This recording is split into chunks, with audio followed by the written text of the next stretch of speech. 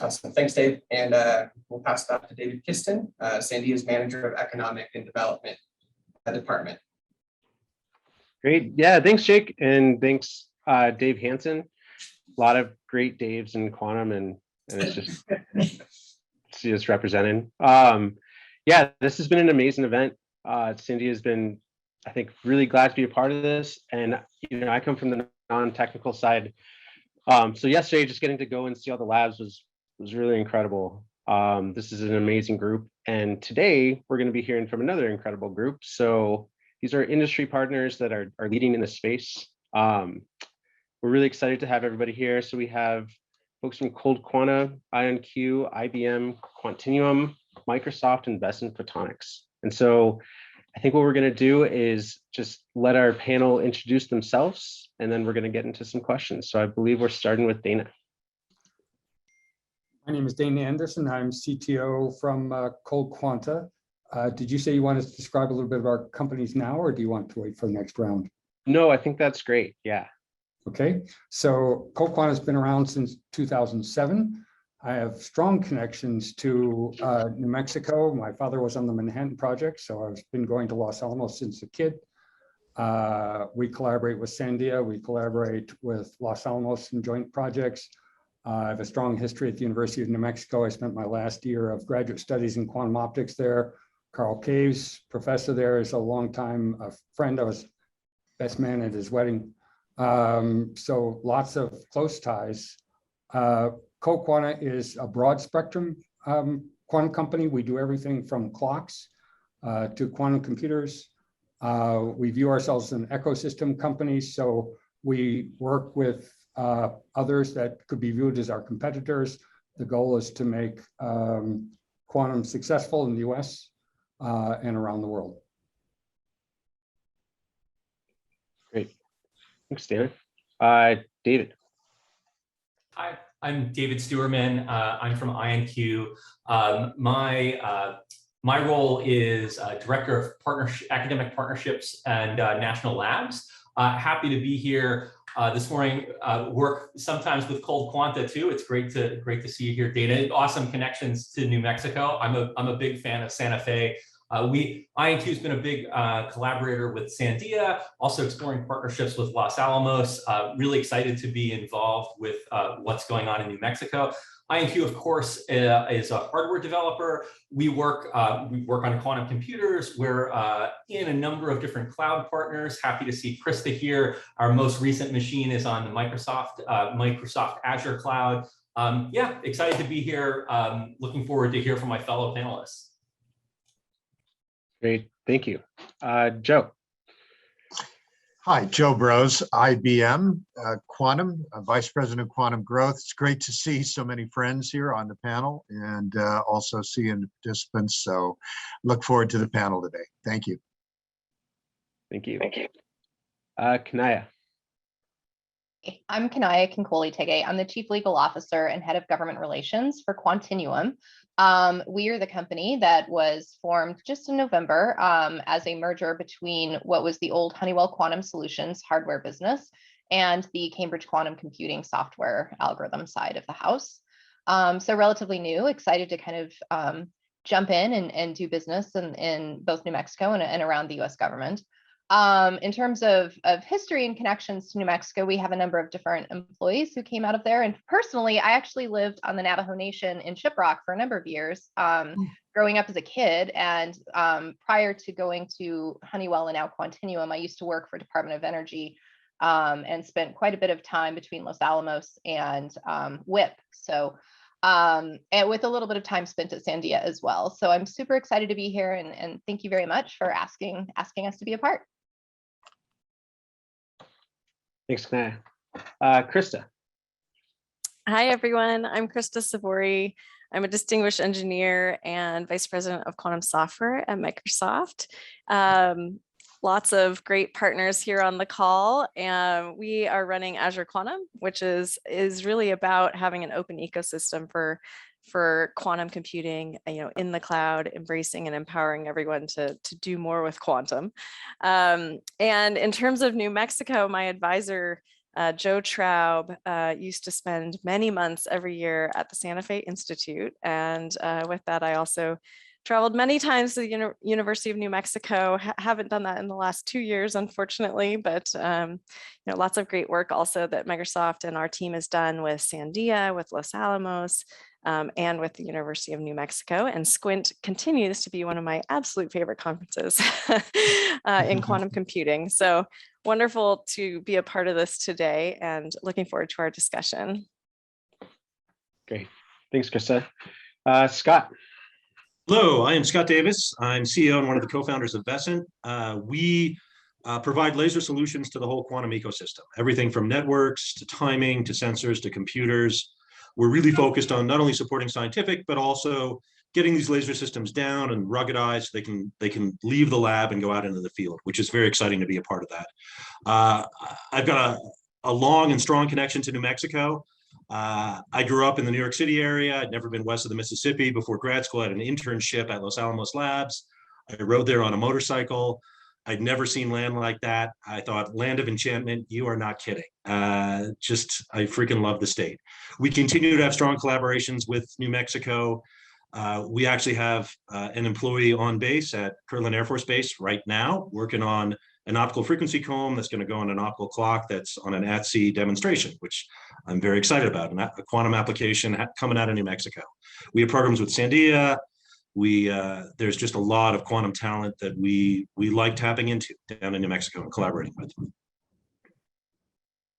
Nice, thanks, Scott. A lot of really good New Mexico connections here. This is great. So one of the I think themes here is growth, right? We are over the couple of days looking at what is happening in the state and also where we're going. And I think a question for all of you is, as your companies grow and as your participation in the ecosystem expands, what factors do you consider when you're setting up business, right? When you're deciding where to make your first hires in this space and your next hires, and what are the biggest determining factors for your companies? And how do you sort of determine where to focus those business development efforts?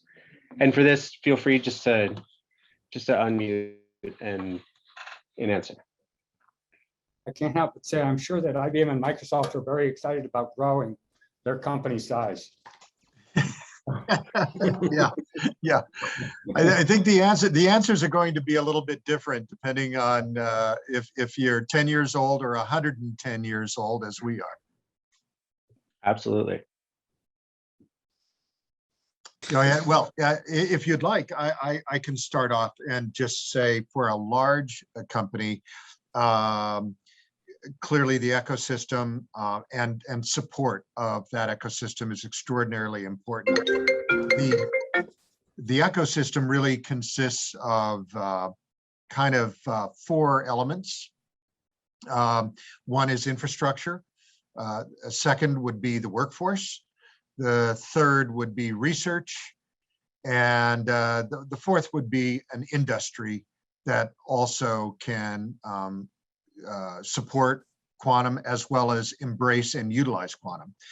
Those kind of 4 elements are really key. And I think from the standpoint of a work-friendly environment, an investment-friendly environment for a company to strike out into New Mexico, you'd want to look at 3 primary things: infrastructure, the friendly policies to that business in the state, and the natural environment. And I think we all agree that in terms of quality of life and the natural environment, that New Mexico has it hands down over perhaps its neighbor to the north in Colorado, where I grew up. But we certainly, I think infrastructure, policies, and the quality of life are all very important elements. So I'll speak for a company that I'd call on the knee of growth. So as I said, we've been around since 2007. Thought quantum would be a big thing in 5 years. Well, it took a little longer. And so I view CoQuant as in the knee of changing from really being an R&D company to a commercial product company. So we are transforming to look for places where we can do manufacturing. And manufacturing, when you talk about the quantum workforce, we think less of the quantum physicists, which certainly there needs to be a supply of. But what we're growing into is the skilled worker, is somebody who can indeed do manufacturing. They don't have to know anything about quantum. And my general view is eventually quantum is going to be in the kitchen, and we're going to have to move quantum into a commodity. It has to become everyday, not exotic. And that's really a different class of worker. So as Joe said, what we're looking for now is places that make it easy for us to move into and set up and are keen on growing their manufacturing prowess. Yeah, I wanted to follow up on Dana's point. I think, we've all heard the conversations about tracking down the, whether they be AMO physicists or condensed matter physicists and software applications engineers. But I think we really are at an inflection point where Dana used the term manufacturing. I'm going to use the term production. We're now moving from, can we replicate the system and go beyond serial number 1 or 2? And can we make 3, 4, or 5 of them? And while it may require some really specialized labor, it's not necessarily deeply steeped in quantum tradition, but can you meet your deadlines? Can you produce something? Can you make the 4th version of that thing that's over there in your lab? And then just going back to what I think states can do, I think the more states and regions kind of come to the table for conversations, I think there are a lot of creative incentives. It doesn't have to just, it's not all about money and tax breaks. There can be help with real estate. There can be help with hiring. All the things Joe pointed out, I liked his categories. Yeah, I think you need all those. And I think you also need leadership at the, state level and policy level to help you solve your problem in creative ways. And I think there can be lots of ways to do that. And you just need a partner that wants to help you with that. Yeah, Go ahead. Scott, are you sure? Yeah, go for it. I would kind of build on what everybody said. We coming out of a large company like Honeywell, we certainly used kind of the rubric that Joe mentioned and, working through and looking at industry and workforce and doing a lot of research. When we initially tried to set up Honeywell Quantum Solutions, we spent a lot of time evaluating all of the states across the nation to figure out what would be the best for the workforce, what really fit all of this. What I would say, I think that hasn't been mentioned is, in some ways, I think that the pandemic has kind of flipped some of this on its head, because I think one of the things, and it's really going to be role specific, as Dana mentioned, I think you were talking about manufacturing. Obviously, manufacturing requires people to be in the business, in the building, tinkering, working, doing stuff, right? And so that will require the infrastructure and all of the, all of the bells and whistles that go along with it. I think there's also an opportunity to really kind of reevaluate, and it's something that we're looking at, but I think most businesses are, right? Which is, how can we leverage the, what has been the hybrid or complete work from home environment in a safe and effective manner moving forward? And I actually think that is going to require a lot of work. Of course, speaking as a lawyer, I would have to kind of pull on some of the policy pieces, right? But there's a lot of unseen work that goes into having a remote workforce. And so I think there is an opportunity for states to really think about what that means for businesses and companies and just how friendly it is from, kind of a work from home perspective. So that's the only other piece I would add, but I think everybody has really, touched on the needed pieces that really make a particular location helpful for companies evaluating where to go. I'll just briefly add on to what everyone else has said. I agree with what everyone else has said. I think Dana used the term inflection point. I do think quantum is at that, which is, I think, a very exciting spot to be. It is this sort of combination of, cutting edge science and getting the wheels of production going. We've been manufacturing stuff for a number of years. We got one product we just shipped item number 4,000 of. It is a very different game making hundreds or thousands of something than just making one of something. And quantum is moving in that direction, but it's still cutting edge. And so you need the access to both the PhD scientists and the folks with just the high school degree assemblers that know how to solder and have sort of an electronics head on their shoulder. I do think New Mexico is a very interesting state for that combination. I think I think you guys have both. I think in the Boulder area, it's harder for us to actually get qualified technicians and assemblers than it is to get PhD scientists. We have more applicants for PhD scientists than we do for assemblers. And so I'm looking at New Mexico and thinking about that as we grow. I'll just add a few more thoughts on top of the great discussion so far.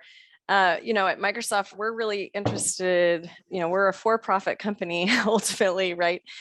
So we want to see a global quantum economy develop, right? We want to help unlock that for members of, and participants in that global quantum economy all over the world. And we are about quantum computing, right? We're focused on quantum computing at this point in time, also some aspects of post-quantum cryptography, of course, with security. But our focus is really driving forward that ability to have practical quantum advantage coming from quantum computers.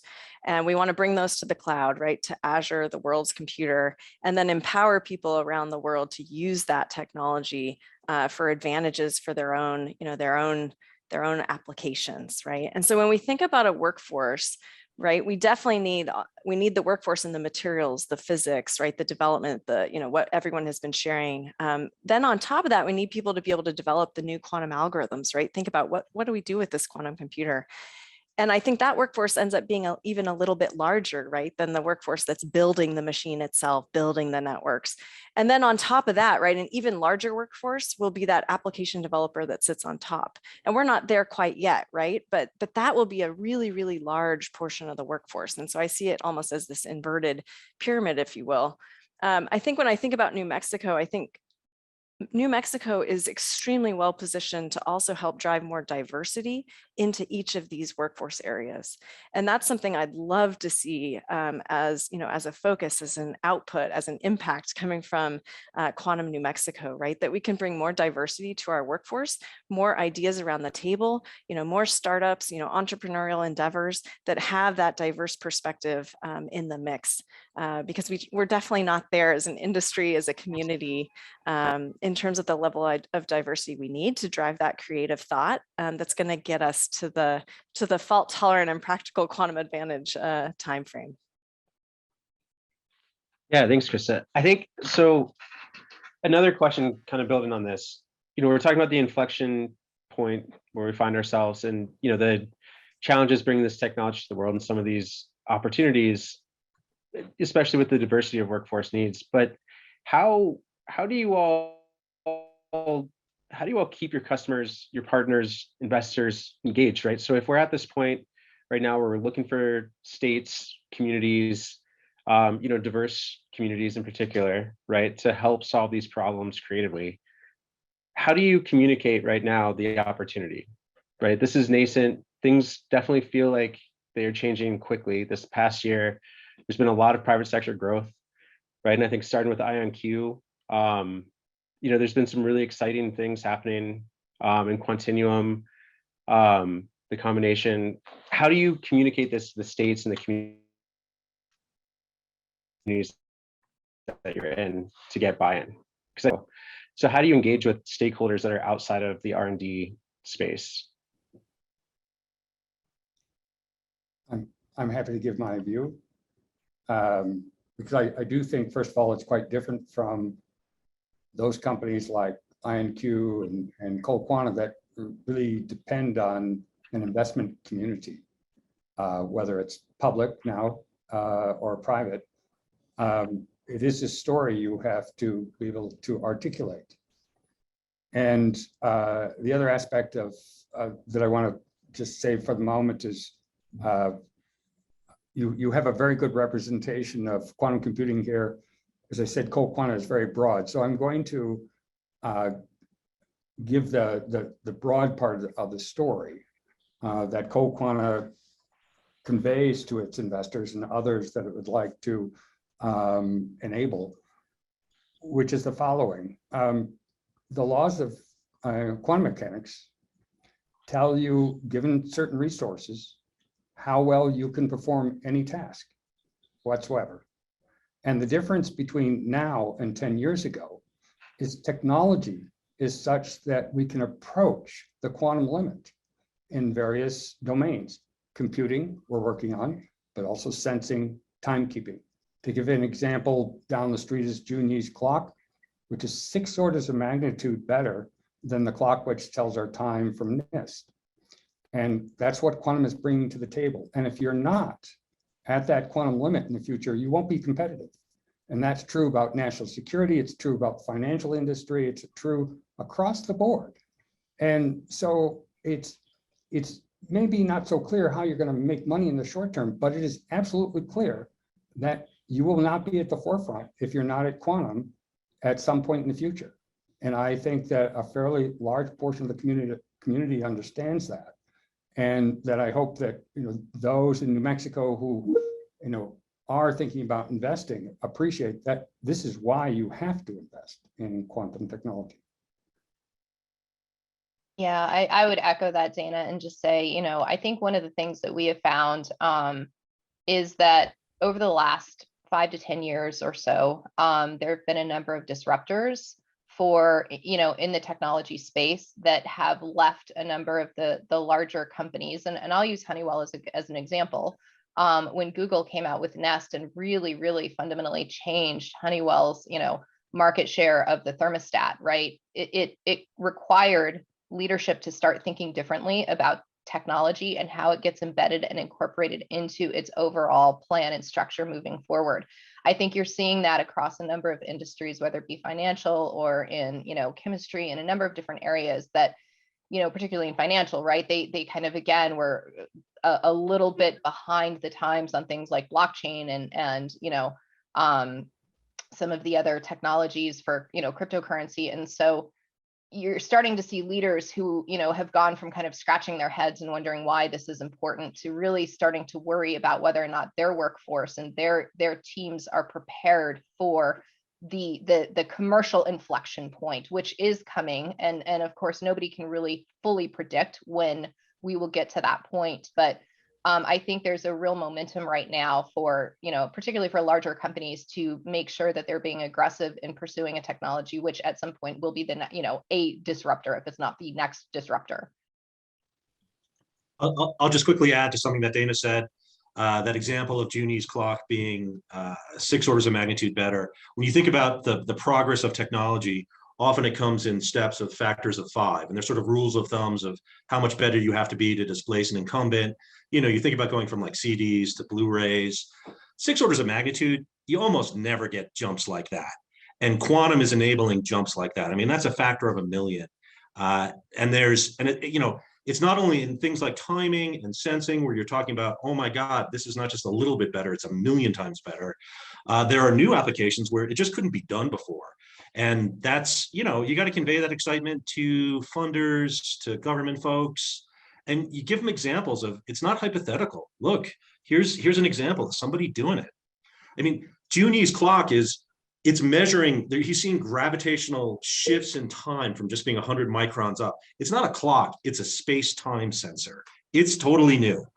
And then there are ideas of quantum networking them together and doing, it's freaking awesome. It's the best spot to be in. Quantum's very cool. David, a full answer to your question needs to be provided and has to include the perspective of the customer as well. Yep. So all of us here on the panel have customers, and a perspective is why are our customers investing in quantum? Why are they looking at it? And really it comes down to readiness. They also see the value proposition. They hear what Dana has said, Scott has said. They've assessed this in their own businesses.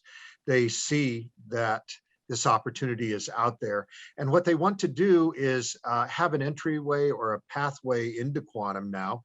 And one of the things that we at IBM focus on is helping companies at all levels of maturity get on that quantum journey, whether they're absolutely brand new to it or they might already have an existing team.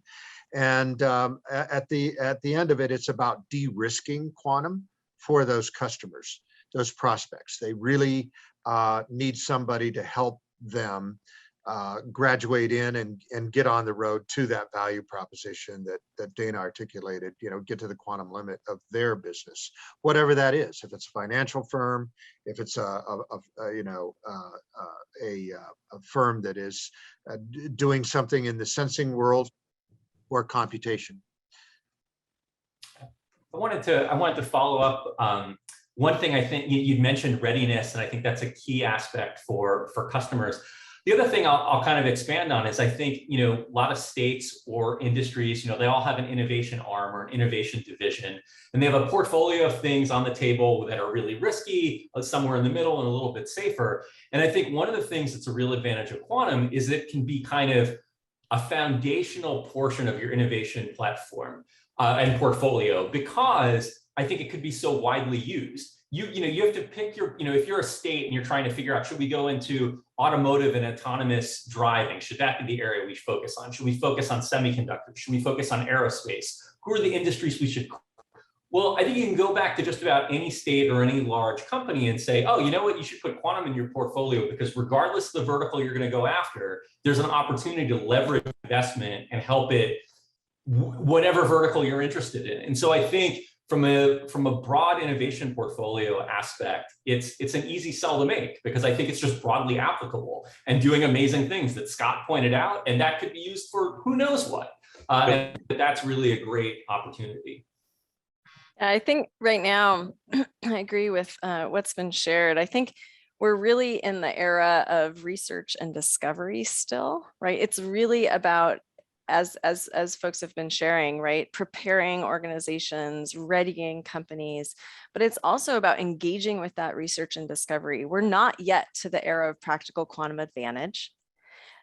So we really need to open up that stack and open up the access, right? And what I love about where we are today, even in the broader technology sense, is that we can, right? We have open source software as a huge huge unlock in terms of opening up the ecosystem. We have access through cloud computing that opens up that capability for everyone to participate. And this is very different, right? So the customer is enterprise. Yes, absolutely. We have enterprise customers. We're looking to ready those customers. We also have developers as customers. We have students as customers. We have researchers as customers. And those folks are the ones we really want to engage to get the new ideas out there, so that we unlock a whole nother world beyond chemistry, beyond material science, in terms of applications for quantum computers. So I think it's really it's such an exciting phase right now, because we can open up that access to such a broad group of customers. And those customers, of course, come in very different flavors, right, from enterprise all the way over to student. So I think it's an exciting phase where we're going to see new research coming out of this, and enabling people to partake in that and growing that community is so important right now, so that we shorten the time to that practical quantum advantage. So I think building on that and some of the things that we heard here, I like that, quantum is cool, right? And this is a really exciting time. So as states, as universities, communities that are sort of looking at what their innovation portfolio includes, right, and how to incorporate quantum, and just kind of jumping ahead here, what are the big trends, right? So I'd like what are the things that you're most excited about, I think? Yeah. Well, I'd like to build on what Krista has conveyed and my observation of what's been accomplished, starting with IBM, by putting quantum on the cloud, and others following. It used to be in other technologies that there were many companies that would try to compete and try to advance the technology sort of from the inside out, because there was a great deal of support for advancing technology. Quantum is hard. It's very hard. And industry cannot easily get into it from a cold start. I think what IBM builds, IMQ builds, it takes millions of dollars, a lot of PhDs, postdocs, et cetera, to be able to just think about, much less build one of those machines. So by putting on the cloud, suddenly you've made it available, quantum available to everybody, to invent, to innovate. And this has to happen in other quantum arenas. It really changed the world that now we log on to quantum. And that, my point of view is that's just in computing.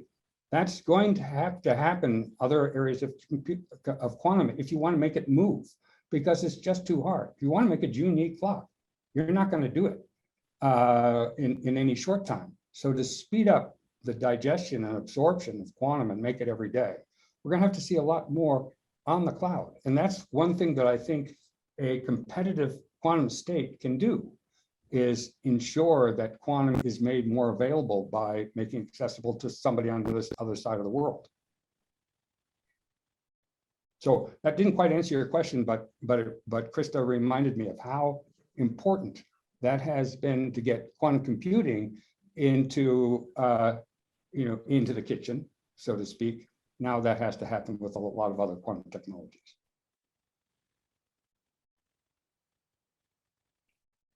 And maybe Yep. just one more piece there. I think in addition to the quantum, truly quantum mechanical technologies here, what we've also learned on the path is that you can use some of these technologies and emulate them classically.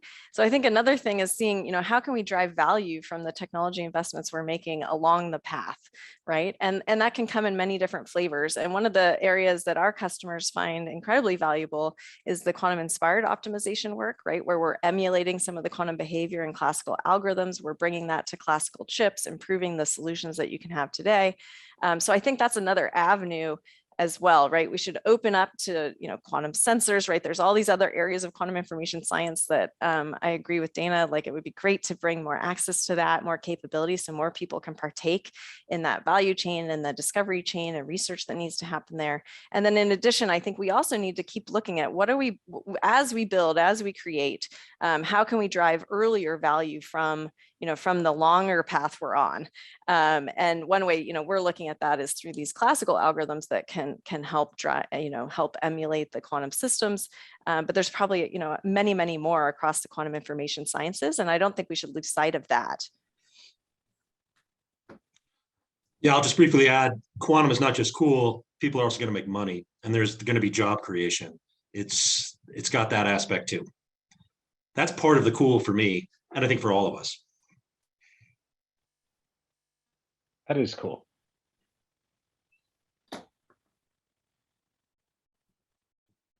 Great. All right. So I think, we're getting close here. So I think one last question just for you all. What is missing right now in the industry, in the ecosystem? Where do you see the biggest opportunity space, near term, I think, for quantum broadly? I can lead off, David. So I think all of us face an issue of workforce. This is something where a state could definitely have an impact, a very positive one. The quantum workforce, just to put it into some rough numbers, I was looking before the panel here today, I took a look at the published number of openings in quantum that is published in an email by Oak Ridge National Laboratory every couple of weeks. I'm sure a lot of people here receive that email. At the bottom, there are current job openings. There were 1,330 job openings for quantum jobs. 1,000 of them were fully technical. To contrast that, each year in the United States, there are 258 programs in physical sciences with about 2,000 PhDs graduated each year. 50% are not US citizens, probably will repatriate to their home country. So that kind of gives you some order of magnitude balance in terms of supply and demand that's out there. Incidentally, there are 16,000 employed physicists in the United States. according to the American Physical Society. Now, not only physicists play in the quantum world, and that is an aperture that is opening to engineers, computer science, and others, but the orders of magnitude are still about the same. And we all face this workforce shortage of trained individuals in the quantum workforce, regardless of their STEM discipline, or even if they come to it from a non-STEM discipline. As I say, the orders of magnitude are still very daunting in terms of filling jobs that are available and needed. Maybe I can jump in and give a list of what I feel is missing. I'll just rattle off my top of mind missing items. We're missing a logical qubit. We're missing fault tolerance. We're missing quantum algorithms, more of them. We're missing a demonstration of practical quantum advantage. We're missing women, and we're missing underrepresented minorities. Nicely said. And again, the broader quantum, from our point of view, getting clocks into the world, which may seem boring, but it's the start of the factor of a million supply chain. And in fact, Scott Davis's company, that's very much part of our supply chain. And the supply chain means jobs of all kinds. The supply chain is very long. And we think in terms of not a few quantum computers, we do, but we think of thousands to 10,000s, ultimately hundreds of thousands of clocks. And that's a major supply chain. And it's also technology development for lasers, for making things compact, tiny vacuum packages, all kinds. So the supply chain translates to jobs, and then translates again back to diversity, more women, more workforce of a very broad nature. And I think that the broader quantum.